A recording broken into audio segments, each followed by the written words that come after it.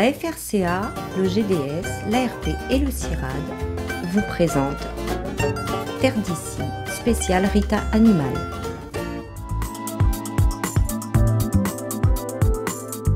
C'est un projet ambitieux, porté par le CIRAD et soutenu par de nombreux partenaires.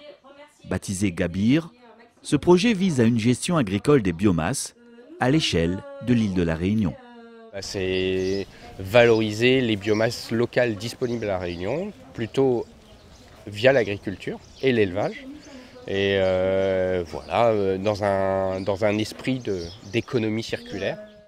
Durant cette semaine de restitution finale du projet Gabir, plusieurs ateliers ont ainsi été organisés, comme ce matin-là, celui consacré au paillage dans les élevages. Les litières, oui, c'est un sujet très important. Ça, comme on l'a vu, ça participe au bien-être animaux, à la santé. Et puis, bon, voilà, il y a derrière des problématiques de temps de travail, d'organisation du travail. C'est souvent en lien avec le bâtiment. Et puis, il ne faut pas oublier, derrière aussi, il y a la valorisation du fumier qui est produit. Qu'est-ce qui devient? Et derrière, il y a d'autres acteurs que les éleveurs. Il y a aussi les maraîchers, les agriculteurs qui demandent une matière organique de valeur différente. Et donc, selon ce qu'on met dans le paillage, que ce soit du broyat de déchets verts, du compost ou du copeau de bois, on va avoir en sortie un produit très différent.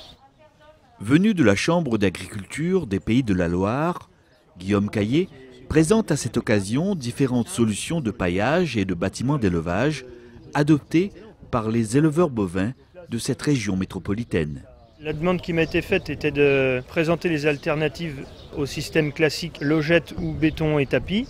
Donc les éleveurs de métropole, certains éleveurs ont essayé des choses vis-à-vis des litières malaxées ou compostées. Donc pour faciliter le travail de l'exploitant, améliorer le confort de l'animal et aussi diminuer le temps de travail, quoi. L'attente principale des exploitants en métropole, je pense, bon, sur la partie Pays de la Loire, c'est sûr, c'est de maîtriser le temps de travail et le temps en termes d'heures, et aussi si on peut mécaniser les choses et diminuer la pénibilité. Donc ça, c'est une exigence principale, aussi bien pour l'éleveur, peut-être aussi pour attirer vers le métier d'agriculteur en diminuant l'image de pénibilité du travail aussi, quoi. On a choisi en fait de faire un atelier spécifique sur la gestion des litières, déjà parce que ça rentre parfaitement dans le cadre du projet. Et les litières en fait sont un problème qui revient régulièrement auprès des éleveurs. Donc effectivement la disponibilité en paille pour les éleveurs bovins, et puis la disponibilité en copeaux aussi pour les éleveurs de volailles. Donc c'est vrai qu'il faut qu'on trouve des alternatives, qu'on travaille à proposer d'autres sources d'approvisionnement, mais en local. En privilégiant voilà, les ressources locales. Donc du coup, c'est vrai qu'il y a l'idée de plus en plus d'éleveurs qui se mettent à tester tout ce qui va être broyat de déchets verts. Donc avec beaucoup de progrès qui ont été faits depuis quelques années par rapport aux premières formules qui avaient été proposées. On avait quand même un certain nombre d'éleveurs qui étaient présents. On voit tout l'intérêt de mélanger un peu tous ces partenaires. Voilà, il y a beaucoup d'échanges, il y a beaucoup de dialogues. On est sur une exploitation qui nous reçoit, où il fait partager aux autres son expérience. Et ça, c'est toujours très enrichissant.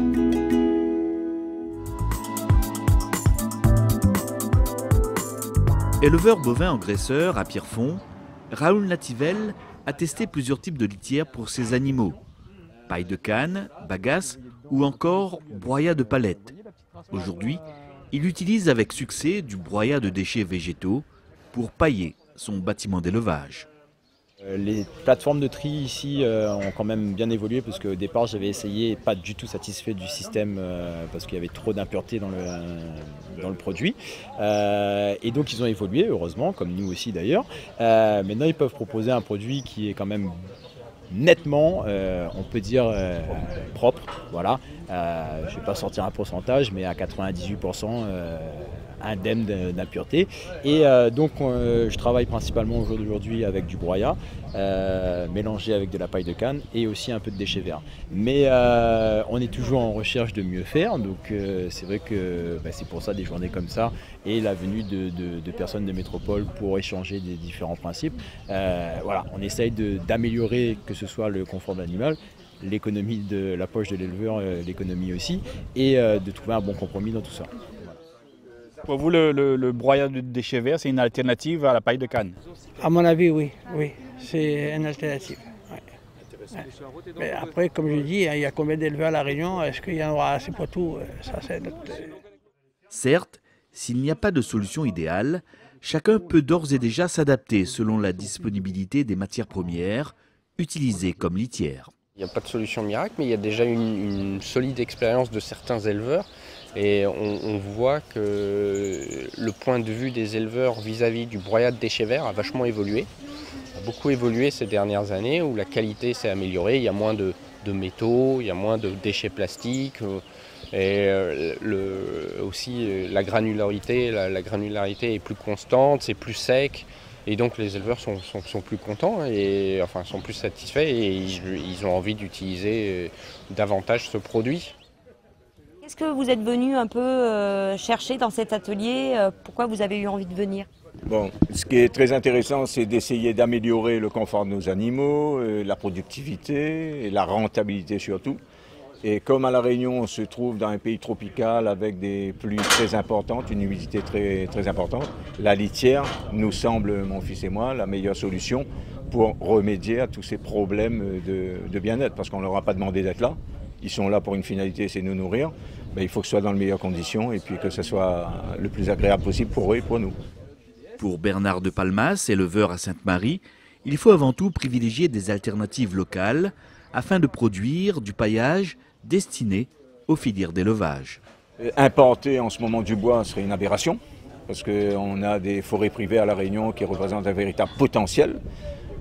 Donc, à mon avis, ça serait intéressant. On a des essences de bois, des pestes végétales, camphrières, cassia, philao, Nouvelle-Hollande, etc., qui pourraient permettre de produire cette biomasse pour l'utilisation d'élevage, avicole, bovin, ovin. Donc aujourd'hui, oui, ce qui est très intéressant aujourd'hui, c'est d'avoir entendu ce spécialiste de métropole nous parler de ça, bien-être animal, et on essaiera de voir.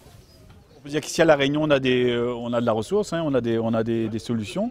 À nous de les trouver, de les adapter. Et puis Parfaitement, on a tout ce qu'il faut ici. Bon, après maintenant, il faut mettre tout ça en marche et c'est très intéressant, ce genre de journée est très important. Ça aurait dû peut-être avoir lieu avant. Parce que on dit chaque chose en son temps, mais c'est très bien que ça soit fait en ce moment et très intéressant.